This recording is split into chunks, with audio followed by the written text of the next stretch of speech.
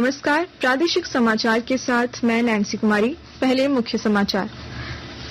केंद्रीय स्वास्थ्य मंत्री ने कहा, देश में स्वास्थ्य संबंधी बीमारियों से निपटने के लिए राज्यों और केंद्र शासित प्रदेशों को मिलकर करना होगा काम। केंद्र सहयोग के लिए प्रतिबद्ध। केंद्रीय मंत्री अर्जुन मुंडा ने कहा, केंद्र सरकार प्रधानमंत्री जन आरोग्य योजना के तहत वेलनेस सेंटरों के जरिए ग्रामीण क्षेत्रों में चिकित्सा सुविधा उपलब्ध कराने का प्रयास जारी।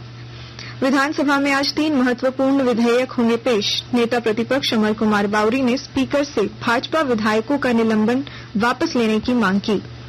और राज्यों के कई जिलों में विकसित भारत संकल्प यात्रा का आयोजन जारी। केंद्रीय योजनाओं को दी जा रही जानकारी, नागरिक भारत को विकसित बनाने का ले रहे संकल्प। और अब समाचार विस्तार से। केंद्रीय स्वास्थ्य मंत्री मनसुख मांडविया ने इन्फ्लुएंजा और श्वसन संबंधी बीमारियों में वृद्धि के मद्देनजर स्वास्थ्य सुविधाओं और सेवाओं की तैयारियों को लेकर आज राज्यों और केंद्र शासित प्रदेशों के साथ नई दिल्ली में बैठक की। डॉक्टर मनसुख मांडविया ने कहा कि केंद्र सरकार देश में स्वास्थ्य संबंधी बीमारियों से निपटने के लिए राज्यों और केंद्र शासित प्रदेशों का सहयोग देने के लिए प्रतिबद्ध है। उन्होंने कहा कि किसी भी तरह की चुनौती से निपटने के लिए सभी राज्यों को मिलकर काम करना होगा। बैठक में राज्यों के प्रतिनिधियों ने अपने अपने राज्यों की तैयारियों की जानकारी दी। इस दौरान राज्यों के स्वास्थ्य मंत्रियों के साथ देश में कोविड के बढ़ रहे मामलों से निपटने, चिकित्सा और कोविड प्रोटोकॉल के पालन सुनिश्चित कराने पर भी चर्चा की गई। केंद्रीय मंत्री अर्जुन मुंडा ने आज नई दिल्ली में कहा कि लोगों को स्वास्थ्य सुविधा उपलब्ध कराने के लिए केंद्र सरकार प्रतिबद्ध है। केंद्र सरकार की ओर से प्रधानमंत्री जन आरोग्य योजना शुरू की गई है। इसके अंतर्गत 1,80,000 से अधिक स्थानों पर वेलनेस सेंटरों को संचालित करने का काम किया जा रहा है। इसमें 1,37,000 केंद्र अच्छे से संचालित हो रहे हैं। और मुझे यह कहते हुए खुशी हो रही है कि जो गुणात्मक परिणाम लगातार स्वास्थ्य के क्षेत्र में हो रहा है कि सबसे नीचे की इकाई यानी वेलनेस सेंटर जन आरोग्य मंदिर के रूप में इसमें जहां स्क्रीनिंग की सारी सुविधाएं एक आम नागरिक को प्राप्त हो यह सुनिश्चित किया गया है। जन आरोग्य योजना एक ऐसी पहल है जिस पहल के माध्यम से एक आम आदमी अपने आप को सुरक्षित महसूस करे।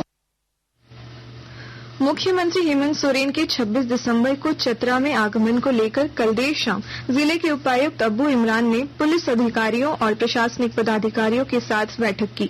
बैठक में सुरक्षा व्यवस्था, विधि व्यवस्था को लेकर की जा रही तैयारियों की जानकारी ली। बता दें कि मुख्यमंत्री श्री सोरेन चतरा के सिमरिया प्रखंड के करबला मैदान में आपकी योजना आपकी सरकार आपके द्वार कार्यक्रम में शामिल होंगे। इस दौरान करोड़ों रुपयों की परिसंपत्तियों का वितरण और विभिन्न योजनाओं का शिलान्यास व उद्घाटन करेंगे। तेलंगाना के हैदराबाद में आयोजित 15वीं आदिवासी युवा सांस्कृतिक आदान प्रदान कार्यक्रम में चतरा जिले से 20 सदस्य शामिल होंगे। 21 दिसंबर से होने वाले कार्यक्रम में शामिल होने के लिए इस दल को सीआरपीएफ के कमांडेंट मनोज कुमार और नेहरू युवा केंद्र की उपनिदेशक ललिता कुमारी ने रवाना किया। विधानसभा में आज सदन में 3 महत्वपूर्ण विधेयक पेश किए जाएंगे। इसमें खतियान आधारित झारखंडी पहचान संबंधी विधेयक, आंदोलनकारी परिवार के एक सदस्य को नौकरी में 5% आरक्षण संबंधी विधेयक और प्रज्ञान विश्वविद्यालय से जुड़ा विधेयक शामिल है। इधर सत्र शुरू होते ही भाजपा विधायकों ने अपने दल के 3 सदस्यों के निलंबन को लेकर हंगामा किया। नेता प्रतिपक्ष अमर कुमार बावरी ने स्पीकर से भाजपा विधायकों का निलंबन वापस लेने की मांग की। भाजपा के सदस्यों के हंगामे के कारण प्रश्नकाल बाधित रहा। इसे देखते हुए सभा की कार्यवाही दोपहर 12:30 बजे तक के लिए स्थगित कर दी गई। इससे पहले भाजपा के सदस्यों ने विधानसभा परिसर में नियोजन नीति सहित अन्य मांगों को लेकर प्रदर्शन भी किया। वहीं भाजपा के निलंबित विधायक सदन के बाहर धरना पर बैठ गए। उनके समर्थन में बाबूलाल मरांडी भी धरने पर बैठ गए। आकाशवाणी के ताजा तरीन समाचारों के लिए आप हमारी वेबसाइट newsonair.com पर लॉग ऑन कर सकते हैं। ताजा समाचार X handle @AIR news alerts और Facebook page all India radio news पर भी उपलब्ध है। आप प्रादेशिक समाचार एकांश के एक्स हैंडल @AIR न्यूज_रांची और फेसबुक, इंस्टाग्राम पेज तथा YouTube channel AIR news Ranchi पर भी हमारे बुलेटिन सुन सकते हैं। प्रादेशिक समाचार आप आकाशवाणी रांची से सुन रहे हैं। शेष समाचार इस विराम के बाद। पिछले 2 साल से लोगों के उत्साह को देखते हुए 15 नवंबर के दिन माननीय मुख्यमंत्री श्री हेमंत सोरेन द्वारा फिर से आपकी योजना आपकी सरकार आपके द्वार कार्यक्रम का शुभारंभ किया गया। हम लोगों ने ये प्रयास किया है, सरकार आपके द्वार के माध्यम से सरकार की आंखें, सरकार की आवाज राज्य के अंतिम व्यक्ति तक पहुंचे और हर एक व्यक्ति को विकास के कड़ियों से हम जोड़े। इस अभियान के अंतर्गत अबुआ आवास योजना, गुरुजी स्टूडेंट क्रेडिट कार्ड जैसी योजनाओं को लेकर आवेदन लिया जाएगा।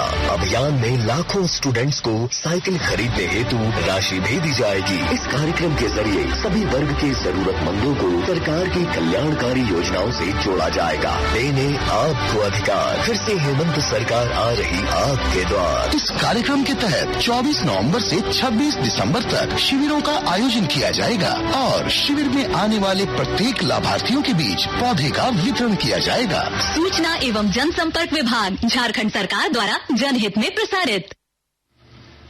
प्रादेशिक समाचार में आपका फिर स्वागत है। चतरा जिले के टंडवा प्रखंड क्षेत्र के सराड़ू पंचायत भवन में कल विकसित भारत संकल्प यात्रा कार्यक्रम का आयोजन किया गया। कार्यक्रम में ग्रामीणों ने भारत को विकसित बनाने का संकल्प लिया। लोगों को केंद्र की योजनाओं की जानकारी दी गई। इसके बाद प्रधानमंत्री नरेंद्र मोदी का संबोधन सुना। कार्यक्रम में गर्भवती महिलाओं के बीच गोद भराई रस्म और अन्नप्राशन कार्यक्रम किया गया। उधर सिमडेगा जिले में विकसित भारत संकल्प यात्रा के तहत कुरडेग प्रखंड क्षेत्र में कार्यक्रम का आयोजन हुआ। कार्यक्रम में नागरिकों ने भारत को आत्मनिर्भर और विकसित राष्ट्र बनाने का संकल्प लिया। इस दौरान केंद्र सरकार की विभिन्न महत्वाकांक्षी योजनाओं के लाभुकों ने अपनी सफलता की कहानी साझा की।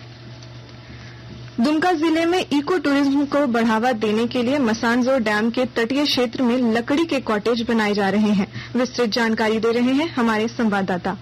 दुमका जिले में इको टूरिज्म को बढ़ावा देने के लिए मसानजोर डैम के तटीय क्षेत्र में लकड़ी के कॉटेज बनाए जा रहे हैं। पहले चरण में 11 कॉटेज का निर्माण कराया जाना है, जिनमें से 8 का निर्माण कार्य पूर्ण हो चुका है। दूसरे चरण में और 15 कॉटेज बनाए जाएंगे।